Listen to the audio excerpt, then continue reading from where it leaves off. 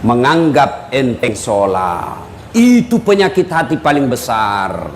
Nah, ibu-ibu banyak tidak sholat. Kapan Ustadz? Ketika selesai haid.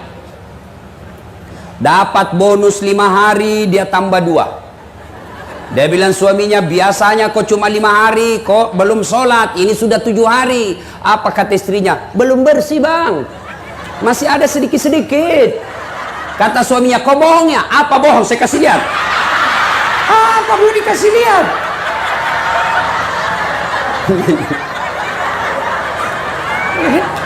Membayangkan diri sendiri. Iya toh? Bu, ada lagi yang bilang begini, Ustadz, katanya kalau selesai haid subuh mulai sholat, subuh kesiangan, pulang lagi besok. Tidak, kalau duhur bersih, duhur mulai sholat. Kalau asar bersih, asar mulai sholat. Ternyata bersih dia jam 8 malam, maka ibu sudah wajib sholat isya. Bersih jam 10, ibu wajib sholat isya kalau malam. Kapan lagi perempuan banyak tidak sholat? Ketika ada pengantin. Apa yang menyebabkan ibu-ibu tidak sholat? Make up. Dia kira dirinya mukanya tembok, coklat, biru, abu-abu, krem, kuning, merah, jil. Malah ada lagi saya lihat itu dia kasih lebih sedikit sini.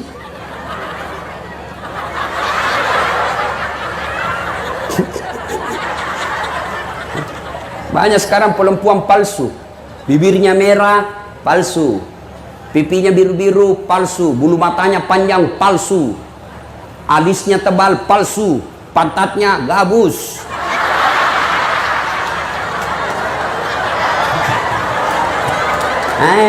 Katanya majelis taklim. Kok majelis taklim begitu? Ayo. Katanya majelis taklim sudah 4 tahun. Kok begitu? Yuk. Apalagi yang membuat ibu-ibu banyak tidak sholat selain make up? Ustadz, bagaimana kalau soal make up? Boleh. Gimana caranya? Wudhu dulu. Ibu wudhu dulu, baru make up. Sudah itu tahan kentut. Biar ibu sudah make up, sudah wudhu, make up, kentut batal. Cuma sedikit keluar Ustadz, batal. Nggak habis, batal. Bagaimana bersentuhan perempuan? Berbeda pendapat ulama. Syafi'i, batal. Imam Ahmad, selama ibu tidak nafsu, tidak batal. Maka saya kalau mahasiswa saya di UNHAS yang cewek, saya cuma begini. Ya dek, kenapa? Dia masih muda, saya juga masih muda. Dia cantik, saya gagah. Mau gue dong, saya pegang mic. Nah, apalagi yang membuat perempuan banyak tidak sholat? Jilbab. Jilbab sakaratil maut. Dia kasih tali. Saya ini bu keliling-keliling ceramah. Malaysia itu ibu-ibu ceramahnya, jilbabnya kain segitiga, pasang, kasih jepit 1 peniti, selesai. Begitu juga di Brunei. Tapi begitu kita masuk di Indonesia, tegang. Saya lihat cara pakainya, ada talinya 2 meter, dia ripit, baru dia ikat. Dia ikat di lehernya, dia kasih kembang. Mulai lehernya tidak bisa gerak. 3 lapis kainnya, ada kuning, jingga, abu-abu. Dia kasih miring lagi sedikit, miring-miring juga barangkali otaknya. Iya toh? Sudah 14 pentulnya, kayak pohon-pohon di belakang. Pakai pula rohnya sempit, panjang tapi sempit. Sudah diikat lehernya. Suaminya, buru-buru bu, kita ketinggalan pengantin. Tunggu dulu pak. Beleng-beleng. Tahu beleng-beleng? Tahu beleng-beleng? Dongo. Tahu dongo? Beleng-beleng. Tahu beleng-beleng? Dulu. Saya bilang hidup beleng-beleng. Sudah jalan. Coba kalau leher. Pak, cepat. Maka ibu majelis taklim, jangan sampai gara-gara jilbab ibu ndak sholat. Coba lihat ibu-ibu, sudah orang kaya, istri pejabat, cantik. Kalau dia berpakaian ala kadarnya, itu menjadi teladan orang. Wih, kau tahu ndak istri wali kota itu? Cantiknya, banyak duitnya, tapi pakaiannya sederhana betul. Ini yang antara kaya dan miskin ini yang banyak gaya. Kaya tidak, miskin tidak. Jelas? Bu? Kapan lagi nih? Orang banyak ndak sholat. Kapan? Nih, bapak-bapak kalau di kantor. Tiba waktu sholat, hayya 'alas shalah. Tunggu, lagi meeting. Dah. Bu, mau sehat dunia akhirat? Mau selamat dunia akhirat? Mau sukses selamat dunia akhirat? Perbaiki sholat. Itu aja rumusnya. Nggak usah cari muka. Ini nih, kepala-kepala dinas SKPD. Hah? Bapak mau punya jabatan yang baik, nggak usah cari muka sama wali kota. Bapak sudah dikasih muka.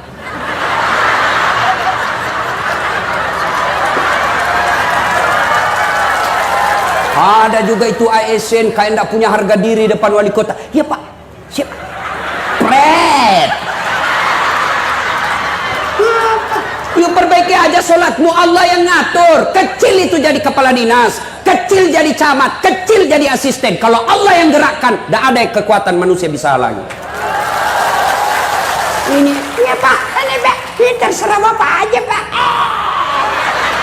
Cemen lu men.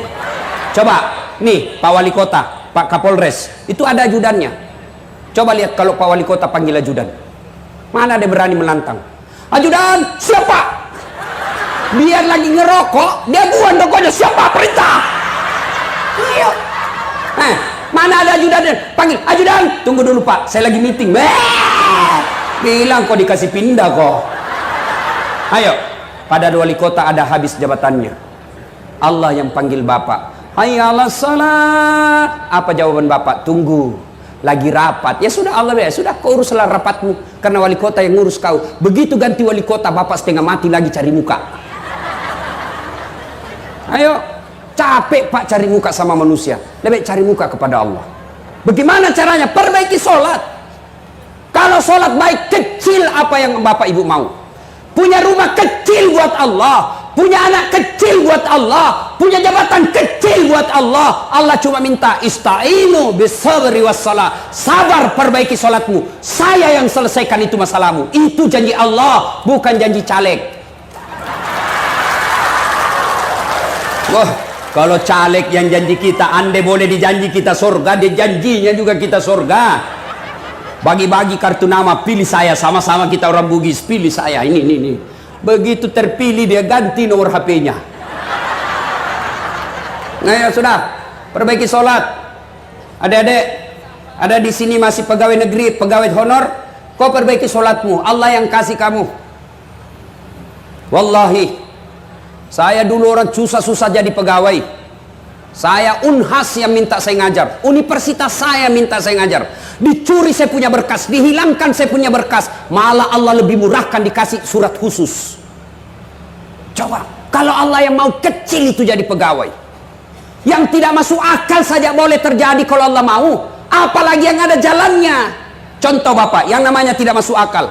Ya, Bapak tidak pernah sekolah polisi, tiba-tiba mau jadi Kapolres, itu tidak masuk akal itu. Ayah, tapi kalau Bapak pegawai negeri sipil, mau jadi sekda, itu ada jalannya.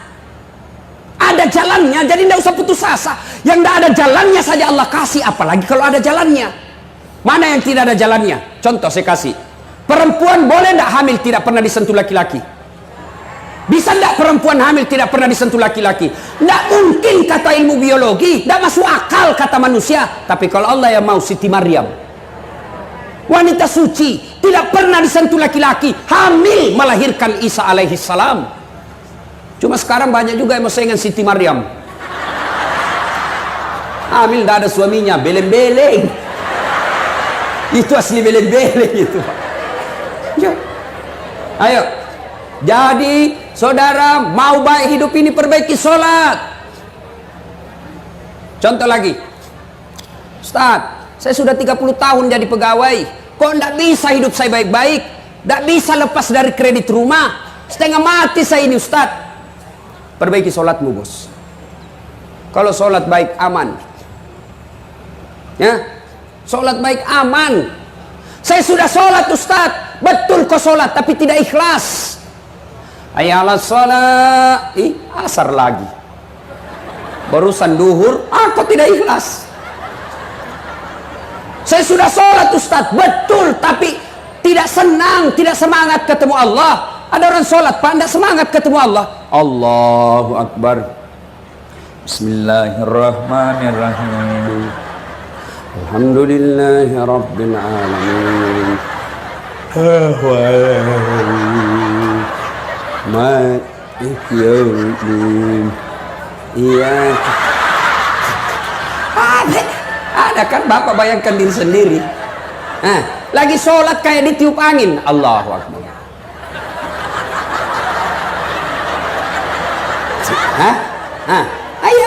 Ya memang ada karena itu ibu. Sholat Allahu Akbar.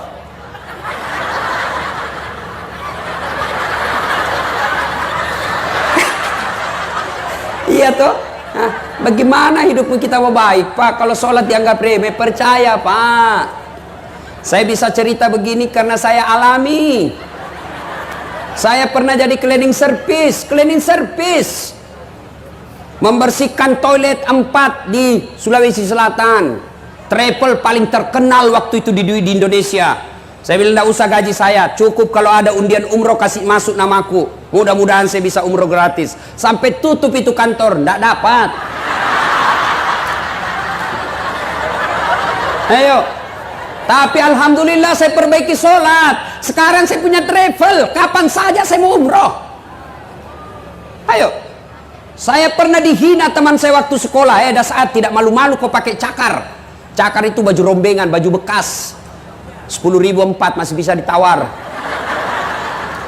Saya tidak malu dihina kakak senior saya di kampus. Alhamdulillah saya perbaiki sholat. Sekarang yang pernah hina saya tahun Ramadan lalu yang baru-baru saya kasih lagi zakat. Sudah tahun ke-8. Kecil. Dulu saya jalan kaki pergi sekolah berkilo-kilometer. Alhamdulillah sekarang sudah penuh kendaraan. Tidak takabur, tidak bermaksud sombong. Di Sulawesi terbatas orang yang punya seperti kendaraan saya. Dengan izin Allah. Apa gunanya Allah kasih kita? Allah yang punya dunia kecil buat Allah. Allah cuma minta perbaiki sholat. Mau ketemu wali kota susah. Kenapa susah? Bukan sombong, memang protokolernya ngantri kalian. Jadi tim sukses. Datang mau ketemu wali kota, apa kata ajudan? Apa keperluannya Pak? Kata ajudan, saya tidak bisa jelaskan ke Pak Wali. Bapak bikin proposal datang minggu depan. Datanglah membawa proposal. Kata ajudan, baik Pak, nanti saya kasih Pak Wali Kota, staf asisten, dipelajari. Bapak datang minggu depan. Datang lagi minggu depan. Apa kata yang Bapak Wali Kota? Baru saya mau rapatkan dulu. Dipelajari. Sudah, Bapak datang bulan depan. Datanglah bulan depan. Nunggu dari jam 8, diterima jam 9 malam. Kenapa? Banyak ngantri tamu. Begitu diterima, apa kata Pak Wali? Sudah dipelajari oleh staf ahli saya, ternyata mohon maaf, ini tidak bisa dibantu. Kalau saya bantu Bapak, saya berurusan sama KPK. Tidak ada antaran untuk ini. Kau nunggu 1 bulan lebih, hancur waktumu lebih 1 bulan, tidak ada hasilnya. Ketemu Allah. Pagi baru bangun, silahkan sholat subuh, ngadu sama Allah. Tengah hari lagi di toko sepi pembeli, ngadu siang hari sholat duhur. Sore masih sepi pembelimu, ngadu kau dalam sholat asarmu. Selesai kau dagang, sepi pembelimu, maghrib ngadu kau lagi kepada Allah. Mau tidur ternyata pun masih sepi, kau ngadu lagi dalam sholat isyamu.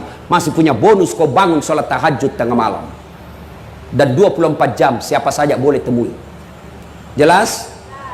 Perbaiki sholat kecil. Itu tidak masuk akal saya punya gelar. Satu dokter dalam negeri, satu luar negeri. Bersamaan waktunya. Tidak masuk akal. Tidak masuk akal kalau Allah mau. Kalau Allah mau kecil jadi dokter. Maka ibu perbaiki sholat. Anak-anaknya perlihatkan sholat. Bapak wali kota mohon kalau ada yang mau jadi pejabat, periksa sholatnya. Gimana caranya Ustadz? Gampang. Suruh datang jam 5 sore. Maghrib suruh azan. Suruh azan, suruh imam sholat jamaah. Kau imam sholat jamaah deh. Kalau bacaannya tidak jelas, malas sholat ini orang. Demi Allah, kalau orang baik sholatnya Pak aman. Tapi kalau tidak beres sholatnya, Tuhannya saja ditipu, apalagi bosnya. Jangan marah ya Pak, jangan marah. Tapi kalau Bapak mau marah tidak apa-apa, saya sudah mau pulang juga. Ayo perbaiki sholat. Yang berikutnya, kalau sudah sholat 5 waktu, maka wujudkan sholat jamaah. Berbicara soal persatuan, belajar dari sholat jamaah. Coba sholat jamaah di masjid. Ada yang datang dari kanan, ada dari timur, ada dari selatan, ada barat, utara. Begitu masuk, semua menghadap ke satu arah. Tidak mentang-mentang dia wali kota, datang dari timur, dia menghadap ke timur. Gila ngana. Ayo pak. Tidak mentang-mentang tinggi pangkatnya Kapolres, begitu dia masuk, saya mau membelakangi imam. Tidak bisa pak. Semua menghadap satu. Kalau bapak mau belajar persatuan, belajar dari jamaah. Sholat jamaah, coba lihat. Ada suku Bugis, ada Jawa, ada Madura, ada Medan. Berbeda suku, tapi begitu takbir tetap sama. Sama bacaannya, tidak mungkin beda-beda. Allahu Akbar. Tidak mentang-mentang karena dalam masjid berbeda suku, takbir berdasarkan bahasa daerah. Jadi imam orang Arab. Allahu Akbar. Datang makmum orang Bugis. Allahu Ta'ala malopo. Datang pula orang Padang. Allah nan gadang. Datang orang Banjar. Allah ganal bujur. Terakhir orang gaul dari Jakarta. Allah gede banget gitu loh. Sampai kacau sholat. Nah ini belajar persatuan dari sholat. Ya, jangan berpecah belah. Pemilu sudah selesai. Tidak ada lagi 01, tidak ada lagi 02. Sekarang 01 tambah 02 sama dengan 03. Persatuan Indonesia. Tidak ada lagi Jokowi, tidak ada lagi Prabowo. Wah senang atau tidak, kau puas atau tidak, kau harus terima Jokowi Ma'ruf menang. Tidak mau apa lagi. Dia curang Ustaz, urusan pengadilan sudah selesai. Kalau bebas di dunia ada lagi pengadilan akhirat, tidak usah ribut. Ya, ini sudah lama bertetangga gara-gara beda pilihan baku musuh. Beleng-beleng. Nah kasih kau gajinya dong. Sudah, jangan lagi berpecah belah. Tidak ada enaknya itu orang bermusuhan. Sebaliknya, bagus itu banyak teman. Apa baiknya banyak teman? Satu, banyak teman gampang murah rezekimu. Saya di Makassar hampir tidak pernah duitku habis. Di mana-mana ada yang bayarkan saya. Saya ke pasar, baru turun dari mobil. Assalamualaikum Ustaz. Dalam hatiku aman dan terkendali. Coba, ada yang isi telur, ikan, saya mau bayar, berapa Ji? Nggak usah Ustaz. Nggak enak masih pagi-pagi Ji. Nggak usah Ustaz, dalam hatiku, memang itu yang kutunggu. Istri saya itu senang betul kalau saya ke pasar, nggak keluar duitnya. Yang kedua, banyak teman, gampang selesai masalah. Kenapa bisa Ustaz? Coba lihat. Saya ke Polres, baru turun dari mobil, dilihat CCTV sama Kapolres. Assalamualaikum Ustaz. Siap komandan. Waalaikumsalam. Kenapa Ustaz? Perpanjangan SIM komandan. Panggil Kasat Lantas. Urus SIM-nya Pak Ustaz. Selesaikan cepat ya. Jangan lagi kau minta uangnya. Dosa kau uang Ustaz kau makan. Selesai masalah. Coba. Ayo. Banyak teman gampang selesai masalah. Yang ketiga, banyak teman panjang umur. Ayo, saya kemarin dari Sukabumi mau pergi ceramah, lanjut ke Istana Wakil Presiden. Perjalanan saya lewat di Bogor, ya, tempatnya menaranya dari saya lihat menara masjidnya As-Sikra, guru kita Arifin Ilham. Begitu saya lihat, saya bilang kita doakan Al-Fatihah. Karena banyak teman, semua yang lewat lihat itu kirimkan Fatihah. Banyak teman, panjang umurmu meskipun kau sudah jadi jenazah. Yang keempat, banyak teman gampang menang pilkada. Jangan ketawa, saya serius. Nah, ayo, cuma yang bisa merusak persaudaraan kita ini adalah sakwa sangka, buruk sangka. Tiba-tiba Pak Wali Kota mutasi. Yang tadinya kepala dinas menjadi staf ahli, ahli yang tidak ada stafnya. Sangka baik. Yang ketawa bos, saya serius ini. Sangka baik, kok saya dimutasi? Berarti Pak Wali tahu Bapak harus istirahat dulu, gunakan waktu lebih banyak sama keluarga. Sangka baik. Ini ibu-ibu yang paling sering sangka buruk sama suaminya. Suaminya dijadikan tahanan kota, wajib lapor 24 jam. Menelpon tidak dijawab, panggilan tak terjawabnya 99 kali. Telepon suaminya tidak jawab, sangka baik. Telepon, oh suamiku lagi menghadap wali kota. Tenang perasaan. Telepon lagi tidak dijawab, oh suamiku lagi sholat duha. Sangka baik. Tiba-tiba masuk WhatsApp, saya lihat suamimu bonceng cewek cantik betul. Oh berarti suamiku lagi nge-grab. Sangka baik. Tenang perasaan. Ya, saya dulu tamat SMA daftar tentara. Karena pendek tidak lulus. Temanku lulus jadi polisi. Sekarang dia reserse Satu Bunga di Sulawesi Barat, pakai baret merah. Saya lulus pakai baret putih jadi ustad. Alhamdulillah dia yang baret putih yang saya pakai, mulai baret hitam sampai baret merah ku caramai ke semua. Sangka baik. 2013 saya ikut pilwali di Makassar, 10 pasang calon, saya juara 2. Kalau ustad tidak, cuma yang menang lebih banyak suaranya. Sangka baik.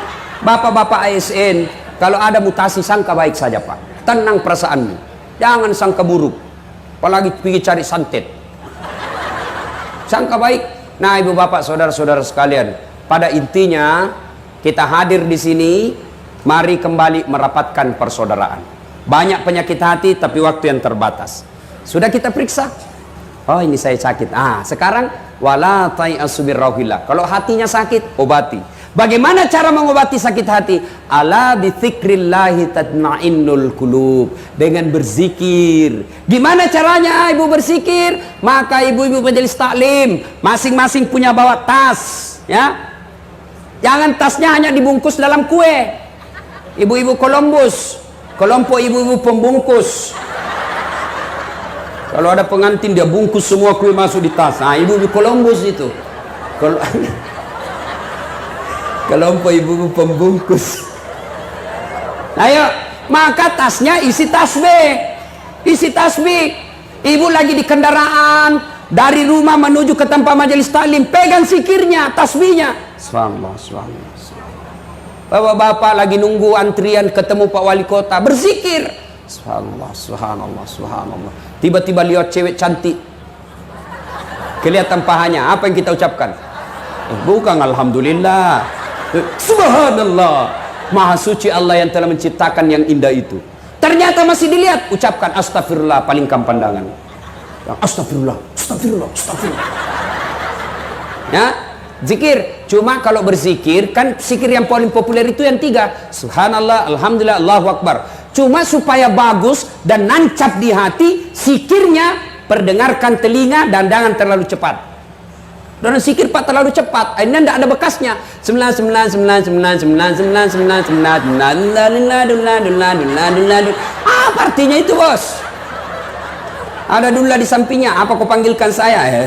Apa panggil? Dulla-dulla tidak kedengar tadi. Yang bagus. Subhanallah, subhanallah, subhanallah. Alhamdulillah, alhamdulillah, alhamdulillah. Perbaiki. Ibu-ibu, 1 zikir. Yang kedua, baca Quran. Qiraatil Quran. Yang ketiga supaya hati tenang lagi, kalau mulai sakit perbanyak bersalawat kepada Nabi. Ya, ibu-ibu pagi-pagi lagi goreng ikan, salawat. Salatullah, salamullah. Dia dengar suaminya, dia sambung. Lagu suaminya lagi lap kaca. Ala toha rasulillah. Dia dengar anaknya lagi kerja PR. Salatullah, salamullah. Ala Yasin Habibillah. Lewat Pak Camat, didengar Pak Camat teriak, semua salatullah salamullah ala toha rasulillah. Salatullah salamullah ala Yasin Habibillah. Terakhir, dalam Al-Quran Allah bertanya, ya, apa man kana mu'minan kaman kana fasikan? Sama ndak orang yang beriman dengan fasik? Beriman dengan pura-pura beriman. Fasik itu pura-pura beriman. Kata Allah, la yasta'un. Tidak sama. Apa perbedaannya? Menurut Quran, innamal mu'minuna alladzina idza dzukirallah wajilat qulubuhum. Orang yang baik imannya, kalau dia dengar ceramah, dia dengar dakwah, dengar pengajian, maka dia berkata, makin bertambah imannya. Itu sudah bagus. Pulang ceramah, bener itu dia bilang, Ustadz, saya tadi yang kena kontraktor itu. Bener itu Ustadz, yang tukang gosip saya kena, maka besok saya tidak ulang. Bagus imannya. Tapi kalau sebaliknya, dinasehati tidak mempan, maka yang disindir dalam ayat berikutnya, wa sawa'un alaihim a'anzartahum am lam tunsirhum. Kau sampaikan ayat Allah, kau nasihati atau tidak, kau ceramai atau tidak, la yu'minun, sama saja mereka tidak akan beriman. Bahkan ayat berikutnya Allah jelaskan, mereka lebih hina dari binatang. Tahu binatang, Ibu? Tahu binatang? Ibu saya di kampung sampai detik ini masih jual beli kambing.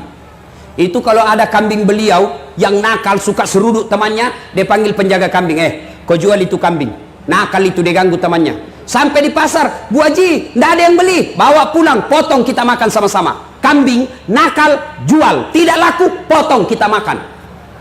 Tapi kalau ada ibu di sini, tukang gosip, tidak sholat, tukang tipu, ini apa? Potong. Siapa yang mau makan? Ayo, jual. Siapa yang mau beli?